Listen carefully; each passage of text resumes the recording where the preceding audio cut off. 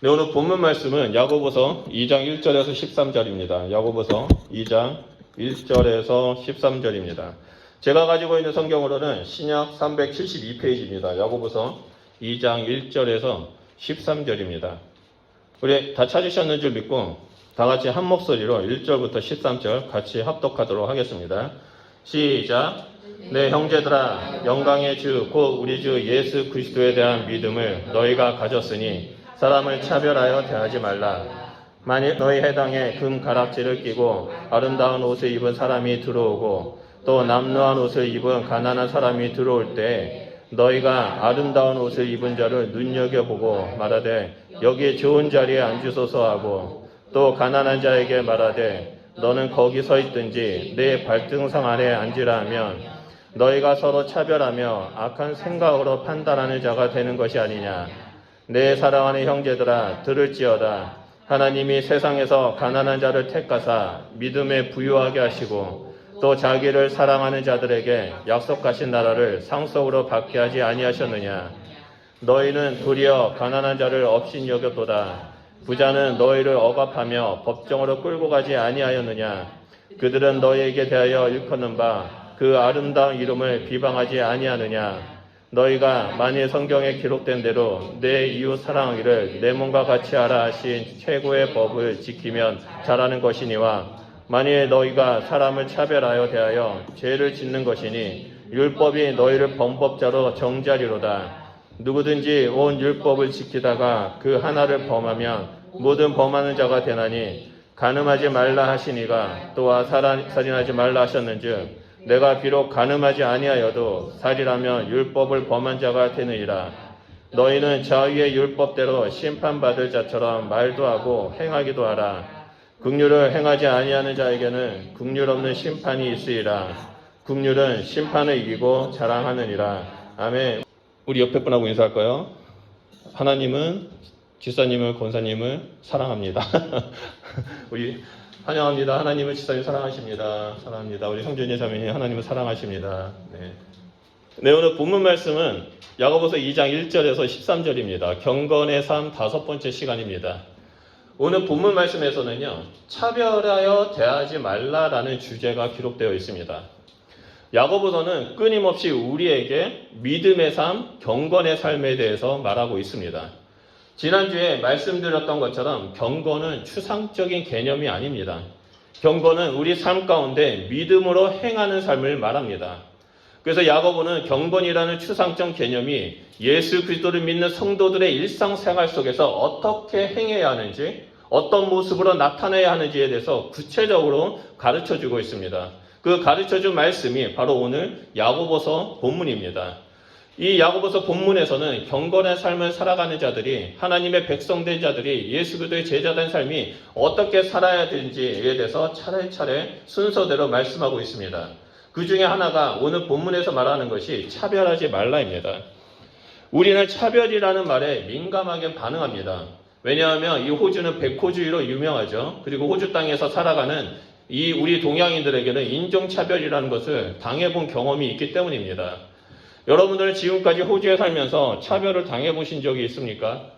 저는 여러 번 당해본 적이 있습니다. 특히 코로나 바이러스가 전 세계를 휩쓸고 팬데믹이 되었을 때 더 심하게 당했던 적이 있었던 것 같습니다. 한 번은 하버타운의 야채 가게에서 물건을 고르고 있는데 웬 백인 할아버지가 쫓아다니면서 만지지 말아라, 가까이 가지 마라, 말 걸지 마라. 저희는 아무것도 안 했는데 저희한테 그렇게 말하면서 차별하는 적도 있었고, 아이들하고 주일날 주유소에서 기름을 넣는데 한 사람이 저한테 눈 뜨고 다니라고 말하면서 차로 확 저희 앞에까지 띡 쓰면서 위협까지 한 적도 있었습니다. 이러한 동양인에 대한 차별은 호주뿐만 아니라 전 세계에 일어나고 있는 현상이기도 합니다. 그런데 이 차별이라는 것을 유심히 살펴보면 그 종류가 너무나 다양합니다. 우리가 말하는 인종차별도 있고요, 남녀 간의 성차별도 있습니다. 그리고 나이와 직업에 대한 차별도 있고요, 인간 자체에 대한 차별 또한 있습니다. 이러한 다양한 차별의 종류를 볼 때 우리는 나도 모르게 다른 사람을 색안경 끼고 판단하면서 보는 경우가 있습니다. 그런데 문제는 이러한 차별이 교회 내에서도 일어나고 있다는 점입니다. 물론 세상에서 나타나고 있는 차별을 교회에서 대놓고 한다는 말은 아닙니다. 우리의 생각 속에 상대방을 판단하고 다른 사람과 다르게 대하는 일들이 있다는 것이죠. 한 예를 들어 나에게 도움이 되는 사람은 친절하게 대하고 반대로 나에게 도움이 되지 않고 이 사람은 약간 이상하다 싶으면 피하는 경우가 있습니다. 이런 모습들은 사람에 대한 차별이고 사람이 가지고 있는 그 죄의 본성이 나타나고 있는 겁니다.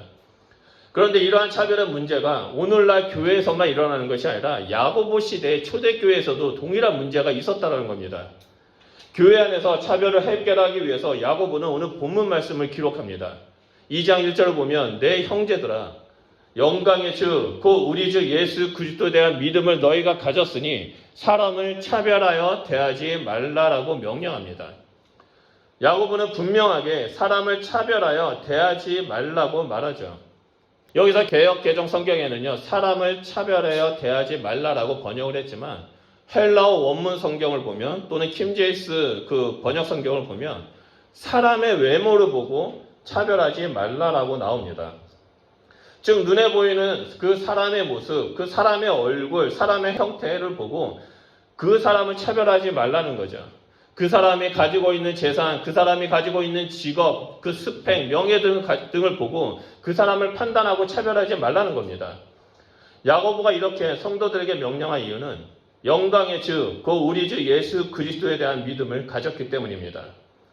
이 말은 예수 그리스도를 믿는다면 이제는 그 믿음을 삶 속에 나타내라는 것입니다. 그중 중요한 것이 바로 사람의 외모, 스펙을 보고 차별하지 말라는 거죠. 그러면서 야고보는 누구나 다 이해할 수 있는 한 가지 실제적인 예를 설명합니다. 그 당시 초대교회에 일어났던 일들인 거죠. 2절과 3절 말씀 보겠습니다. 우리 2절과 3절 말씀 다 같이 한 목소리로 읽도록 하겠습니다. 시작. 만일 너희 회당에 금 가락지를 끼고 아름다운 옷을 입은 사람이 들어오고 또 남루한 옷을 입은 가난한 사람들이 들어올 때 너희가 아름다운 옷을 입은 자를 눈여겨보고 말하되 여기 좋은 자리에 앉으소서 하고 또 가난한 자에게 말하되 너는 거기 서 있든지 내 발등상 아래 앉으라 하면이라고 기록되어 있습니다. 방금 말씀을 보면 대조적인 두 사람이 나타납니다. 그 두 사람을 교회에서 어떻게 대하는지 그 태도가 보여주고 있습니다. 그리고 그 태도는 사람을 차별하는 전형적인 그 모습을 말하고 있습니다. 당시 초대교회 시대에는 높은 이자와 세금을 갚지 못해서요, 집과 땅을 모두 다 빼앗기고 떠돌아다니는 사람들이 많았다고 합니다. 그래서 어떤 학자가 이 초대교회 사람들의 그 실생활을 조사해 봤더니 집과 땅을 빼앗겨서 그냥 떠돌아다니는 그 노숙자 생활을 했던 사람의 인구가 80%에서 85% 정도 된다라고 말했습니다. 어마어마한 인구수가 집과 땅을 빼앗긴 거죠. 세금을 내지 못해서 높은 이자를 갚지 못해서 한순간에 거리를 떠도는 노숙자가 되었습니다. 그리고 이방인들이 많이 모이는 교회는 더더욱 낮고 천한 신분의 사람들이 모였다는 겁니다. 노예들이 모이고 사람들한테 인정받지 못하는 사람들이 모였습니다. 이러한 시대적 배경 속에서 야고보는 교회 내의 차별이 경건한 삶을 방해하는 요소라고 말을 합니다. 말씀으로 되돌아보면 이 교회에 나온 사람은 두 사람인데요. 한 사람은 금가락지를 끼고 아름다운 옷을 입은 사람이라고 말합니다. 그리고 또 다른 사람은 허름하고 남루한 옷을 입은 가난한 사람이라고 말합니다. 당시 금가락지는 너무나 값비싼 기증품이고 사치품이었기 때문에 서민은 꿈도 꾸지 못했던 그런 반지입니다. 상위 1% 중에서도 1%만 소유하고 있는 엄청난 부자들만이 금가락지를 낄 수 있었습니다. 게다가 아름답고 화려한 옷을 입고 있다고 하죠. 다시 말해서 엄청난 부자와 권력가라는 것을 이 겉모습을 통해서 묘사하고 있습니다. 당시의 옷은요, 너무나 귀중했습니다. 그 시대에는 옷이 얼마나 귀중했는지 우리가 복음서를 보면 예수님께서 십자가에 돌아가셨을 때 로마 병사들이 이 사형수인 예수님의 겉옷과 속옷을 서로 가져가려고 싸우다가 결국엔 제비 뽑는 일까지 있을 정도였습니다. 그만큼 이 시대에는 겉옷과 속옷 하나를 소유하는 것이 너무나 힘들고 귀한 시대였던 것입니다. 그러니 금가락지하고 아름다운 옷을 입은 그 사람은 얼마나 큰 부자이고 얼마나 큰 명예를 가지고 있는지를 우리는 알 수 있습니다. 반대로 더럽고 남루한 옷을 입은 사람 모습은 너무나 궁상맞고 누가 봐도 천한 신분이라는 사실을 알 수 있습니다. 야고보는 이 두 사람의 모습을 제시하면서 성도들이 보여준 반응을 지적합니다. 그것은 바로 부자인 사람은 가장 좋은 자리에 앉히고 가난한 사람은 이 남루한 사람은 서 있든지 내 발등상에 앉아 있든지 네 맘대로 하라고 무시한 태도를 말하고 있는 겁니다. 이렇게 부자와 가난한 자를 차별하면서 대했던 것은 이 믿음이 없는 세상적인 관점이고 유대인들의 간습이었습니다. 당시에 회당에는요, 유대인들이 모이는 회당에는 VIP라는 상석이 있어서 그 자리는 모이는 사람 중에 가장 귀하고 가장 존중을 받고 가장 권력가였던 가장 큰 부자였던 사람만 앉았습니다. 이와 반대로 가장 가난한 자는 회당 바깥에서만 안에도 들어오지 못하고 바깥에서 그 문으로 들려오는 말씀을 듣는 그런 일들이 종종 일어났습니다. 그런데 이러한 세상적인 간섭이 초대교회에서도 동일하게 나타나고 있습니다. 너무나 슬픈 일이 아닙니까? 오늘날 교회에서도 세상적인 모든 관점과 세상적인 일들이 교회에서 동일하게 나타나고 있다는 것을 우리는 볼 수 있습니다. 사람을 외모로 판단하는 일들이 우리 주변에 너무나 많이 나타납니다. 우리가 지나갈 때 어떤 사람이 싸납게 생기면 저 사람은 무서운 사람이야 라고 우리가 이제 판단하기도 되고, 또 어떤 사람들이 좀 남루하게 되면 저 사람 왜 저러고 다니지? 그렇게 판단하는 일들이 일어납니다.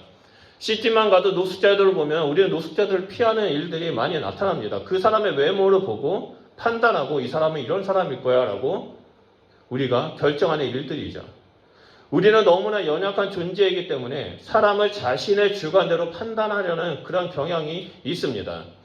이것은 우리의 힘으로 막을 수가 없습니다. 한순간에 우리는 사람을 판단하게 됩니다. 다른 사람에 대해서 색안경을 끼고 판단하다 보니까 자꾸 사람들과의 관계에 어려움이 생기기 시작합니다. 이러한 모습은 세상 사람들에게 그리고 교회 내에서도 전혀 덕이 되지 않고 있습니다. 그래서 야고보는 구원받은 성도들에게 사람을 외모로 보고 차별하지 말라라고 명령하는 것입니다. 그렇다면 도대체 오늘 본문 말씀에서 말하는 차별은 무엇일까요? 단순히 신분에 따라 외모에 따라 사람을 대하는 방식의 차별일까요? 야고보는 이 차별에 대해서 두 가지의 정의를 내리면서 차별하지 말라라고 우리에게 말하고 있습니다. 그 첫 번째 차별은 판단하는 것이라고 말을 합니다. 어느 사람을 보고 자신의 관점에서 판단하고 그 사람에 맞게 행동으로 대응하는 것이 차별이 아니라 판단하는 그 자체가 차별이라고 말을 하는 겁니다. 사절을 보면 너희가 서로 차별하여 악한 생각으로 판단하는 자가 되는 것이 아니냐라고 말을 합니다. 4절에 번역된 차별은요, 1절에서 말했던 이 차별과 서로 다른 단어입니다. 1절에서 나오는 차별은 사람의 외모를 보고 차별하지 말라라는 의미이지만 4절에서의 차별은 구별이라는 의미를 가지고 있습니다. 구별하다, 분리하다라는 그런 의미를 가지고 있습니다. 그래서 이 헬라어 원문 성경을, 이 4절의 원문 성경을 그대로 직역을 하면 너희끼리 서로 구별하고 분리해서 악한 생각으로 판단하지 말라는 겁니다. 우리가 잘 알고 있는 것처럼 구별은 서로 분리되는 것, 나누는 것을 말합니다. 그래서 이 4절의 차별의 의미를 생각할 때 판단한 자가 된다는 것은 결국 한 공동체를 둘로 쪼갠다는 것을 말합니다. 나의 생각과 나의 주관에 맞는 사람끼리 모이고 나의 생각과 나의 주관이 다른 사람을 배격해서 둘로 나누는 것이 바로 판단이고 차별이라고 말하는 겁니다. 여러분, 이것은 성령을 거슬러 해방하는 일입니다. 예수님께서 피 흘려 세우신 교회를 둘러 찢어버리는 악한 행위입니다. 우리가 서로 상대방을 판단하고 차별한다면 그 교회는 하나님 나라의 공동체라고 할 수가 없습니다. 내 판단으로 인해서 교회가 부자와 가난한 자로 나뉘고 내 편, 상대편이라고 나뉘게 되어버립니다. 이러한 일들은 하나님께서, 예수님께서 이 땅에 오셔서 하신 모든 일들을 한순간에 무너뜨리는 일이고 세상의 조롱거리가 되게 만드는 일입니다. 그렇기 때문에 우리는 결코 상대방에 대해서 판단하는 자가 되어서는 안 됩니다. 우리의 본성은 죄인이기 때문에 공정한 판단을 내릴 수가 없습니다. 오직 공의로운 판단은 하나님만이 하실 수 있습니다. 하나님은 우리의 외모, 스펙을 보고 판단하지 않습니다. 하나님은 우리를 판단하실 때 우리의 마음 그 중심을 보시고 판단하십니다. 그 대표적인 이야기가 하나님께서 다윗을 선택하시는 장면입니다. 당시 하나님의 사람이라고 불려졌던 이 사무엘마저도 2세의 맏아들 엘리압의 외모를 보면서 홀딱 반했습니다. 그의 준수함과 그의 용맹함 같은 그 외모를 보고 엘리압이 하나님께서 세우시는 왕이라고 확신을 하고 그 엘리압에게 기름을 부으려고 했습니다. 하지만 하나님께서 뭐라고 말씀하셨습니까? 용모가 준수한 이세의 아들들을 선택하지 않고 들판에서 양을 치는 보잘것없는 그 다윗을 선택하셨습니다. 하나님은 다윗을 선택하시면서 사무엘상 16장 7절에 내가 보는 것은 사람과 같지 아니하니 사람은 외모를 보거니와 나 여호와는 중심을 보신다라고 말씀하셨습니다. 사람은 하나님과 달리 눈에 보이는 외모 현상을 보고 판단합니다. 그래서 내 생각이 맞고 내 생각대로 해야 한다라고 주장함으로 말미암아 공동체가 분리되고 서로 다툼이 일어나게 됩니다. 우리가 이를 통해서 배워야 할 것은 본질과 비본질을 확실하게 구분하고 본질을 따라 살아가는 성도가 되어야 한다는 점입니다. 눈으로 보이는 현상, 비본질적인 것이라면 가감히 그리스도의 십자가 앞에 내려놓는 자가 되어야만 합니다. 이것이 바로 겸손이고 하나님의 뜻을 이루는 것입니다. 그리고 이 본질적인 것은 우리가 생명을 다해서 지켜야만 합니다. 사람을 볼 때 그 사람의 중심을 봐야 하고 또한 교회에서도 이 본질인 하나님 말씀 가운데 서 있기를 우리는 노력해야 한다는 겁니다. 우리가 하나님이 보시는 것처럼 서로 사랑하고 대하는 것이 바로 하나님의 뜻이고 판단하지 않는 것이고 차별하지 않는 것이라는 것을 우리는 기억해야만 합니다. 그리고 둘째로 믿음을 가진 자로서 차별은 죄라는 사실을 우리는 깨달아야만 합니다. 8절과 9절 말씀에 이렇게 말합니다. 너희가 만일 성경에 기록된 대로 내 이웃 사랑하기를 내 몸과 같이 하라 하신 최고의 법을 지키면 잘하는 것이니와 만일 너희가 사람을 차별하여 대하면 죄를 짓는 것이니 율법이 너희를 범법자로 정죄하리라 라고 말하고 있습니다. 말씀을 보면 차별을 하는 것은 죄를 짓는 것이고 범죄자라고 말하고 있습니다. 우리가 흔히 범죄자, 범법자라는 말은 사람을 죽이거나 도적질하거나 사기치는 것으로만 여깁니다. 하지만 차별에 대해서는 그렇게 심각하게 생각하지 않습니다. 차별이 죄라고 인식하지 않고 살다 보면 이 차별을 하는 것에 대해서 무감각하게 될 수밖에 없습니다. 하지만 이 차별이 얼마나 무서운 죄인지 성경은 말하고 있습니다. 오늘 본문 말씀에서 차별은 죄를 짓는 것이고 하나님 앞에서 범죄자가 되어 정죄를 받게 될 것이라고 말하고 있습니다. 예수님은 이 땅에 오셔서 하나님의 백성들에게 새 계명을 주셨습니다. 하나님을 사랑하고 내 이웃을 내 몸과 같이 사랑하라고 말씀하셨습니다. 너에게 도움을 주는 사람, 너와 잘 맞는 사람을 사랑하라고 말씀하시지 않았습니다. 하나님은 그 사람이 누구이든지 너에게 도움이 되든 너에게 도움이 되지 않든 그러한 관점으로 그 사람을 분리하는 것이 아니라 내 몸과 같이 사랑하라라고 말씀하셨다는 겁니다. 그런데 우리는 누군가를 아무 조건 없이 사랑하고 섬기는 것이 어렵습니다. 때로는 선한 의도를 가지고 도와주었지만 나중에 돌아온 얘기는 우리의 마음을 후벼파는 안 좋은 얘기로 들리는 경우가 너무나 많습니다. 또한 세상의 가치관과 문화 때문에 누군가를 아무 조건 없이 사랑하는 것 자체가 어렵습니다. 예수님의 수제자인 베드로도 마찬가지였습니다. 3년 반 동안 예수님과 함께 생활하고 가까이에서 사람들을 차별 없이 대하는 예수님을 지켜봤지만 이 베드로는 유대인이라는 그 한계를 벗어나지 못했습니다. 그래서 베드로에게 이 사도행전 10장을 보면 예수님은 보따리 환상을 보여주면서 이방인에게 복음을 전하는 것에 대해서 말씀하셨습니다. 결국 이 환상의 계기로 이방인이었던 로마군인 고넬료에게 복음을 전하는 계기가 이루어졌습니다. 우리는 평생에 이 세상에서 살아갈 때 특히 우리 한국 사람은 뼛속 깊이 흐르는 그 유교 사상의 한계라는 것이 우리의 삶 가운데 있습니다. 그래서 우리는 이 한계를 뛰어넘어야 되는데 너무나 자연스럽게 우리 안에 가치관으로 잡혀있다 보니까 그것을 뛰어넘지 못합니다. 하지만 하나님은 믿음으로 하나님을 사랑하는 그 마음으로 세상의 한계를 뛰어넘으라고 말씀하고 계십니다. 세상은 스펙과 지위와 신분과 외모를 통해서 서로를 구분하고 차별하지만 하나님은 서로 사랑하라라고 말씀하고 계십니다. 그리고 이것이 그리스도에 대한 믿음을 가진 자의 모습이라고 말합니다. 200년 전에 조선 땅에 기독교가 들어온 지 얼마 안 돼서 서울 한복판에 교회가 세워졌습니다. 그 교회에는 백정이라는 천한 직업을 가진 분이 열심히 교회에 나와서 새벽부터 혼자 강대상을 닦고 교회를 청소하고 열심히 예배드리고 예배가 끝나면 또 열심히 정리하고 정말 열과 성의를 다해서 교회를 섬기고 하나님을 예배했던 분이 계셨습니다.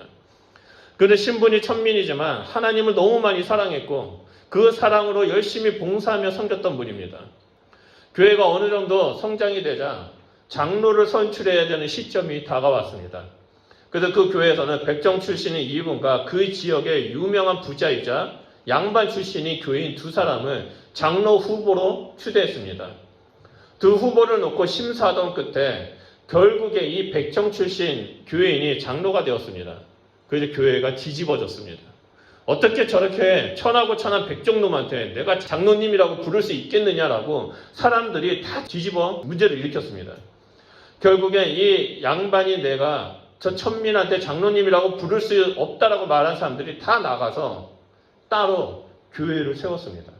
그리고 그 교회는 이 천민 출신의 성도들만 남아서 하나님 앞에 예배하고 또 세상 가운데 나아가 봉사하는 일들이 이루어졌습니다. 그런데 얼마 안 있어서 이 양반이 세운 교회는 다시 쪼개지고 시들어가고 그 문을 닫게 되었고 이 천민들만 남아서 하나님을 사랑하고 이웃을 사랑하면서 하나됨으로 예배를 드렸던 그 교회가 크게 부흥을 했습니다.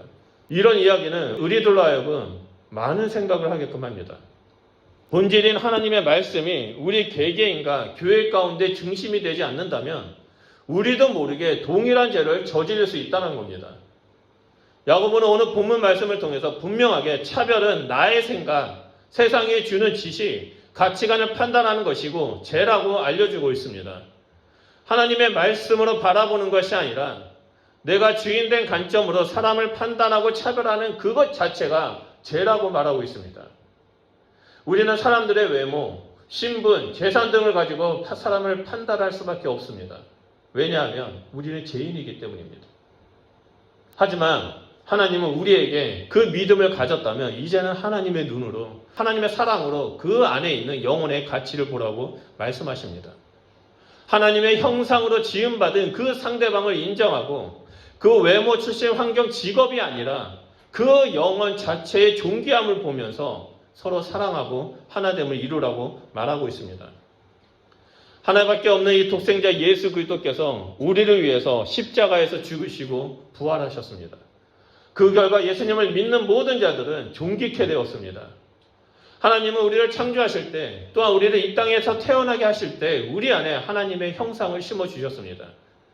그리고 예수님을 믿는 그 순간 우리는 이 하나님의 형상이 회복되어졌고 이 하나님의 형상을 소유한 채 이 땅에서 살아가는 성도가 되었습니다. 그렇기 때문에 우리가 사람을 차별한다는 것은 그 사람 안에 있는 하나님의 형상을 인정하지 않는 것이고 멸시하는 것이고 서로 사랑하라고 말씀하신 그 하나님의 명령을 거역한 것이라는 것을 기억해야 합니다. 하나님은 공평하신 분이십니다. 그 누구도 외모를 취하지 않습니다. 하나님께서 외모로 사람을 취한다면 우리 중에 구원받을 사람은 아무도 없을 것입니다. 우리는 하나님 앞에 내세울 것이 아무것도 없기 때문입니다. 그럼 우리에게 하나님은 예수 그리스도를 통해 긍휼과 은혜를 베풀어 주셔서 하나님의 자녀로 삼아 주셨습니다. 그리고 우리에게 하나님의 자녀된 자로서 서로 형제 자매된 자로서 판단하지 말고 사랑으로 서로를 섬기고 하나 되라고 말씀하고 있습니다. 우리는 그러한 하나님의 말씀 가운데 서서 날마다 새 사람의 모습, 하나님의 자녀된 모습의 삶을 살아야만 합니다. 세상의 가치관을 따르지 않고 내 생각대로 살지 않고 오직 하나님의 선하시고 기뻐하시는 뜻이 무엇인지 분별하면서 함께 손을 잡고 믿음의 길을 걸어가는 자가 되어야 한다는 겁니다. 저는 오늘 함께 예배드리는 우리 성도님들이 그리고 우리 믿음의 공동체가 이러한 성숙한 경건한 삶을 이루는 신앙 공동체가 되길 소원합니다. 야고보는 13절에서 차별하지 말라는 내용을 이렇게 마무리합니다. 13절 말씀 우리 다 같이 보겠습니다. 긍휼을 행하지 아니하는 자에게는 긍휼 없는 심판이 있으리라. 긍휼은 심판을 이기고 자랑하느니라. 야고보는 차별이 아닌 긍휼을 행하는 자는 심판을 이긴다라고 말합니다. 우리는 이 말씀에 따라 매일의 삶 속에서 하나님의 긍휼, 하나님의 은혜, 하나님의 사랑을 구하는 자가 되어야만 합니다.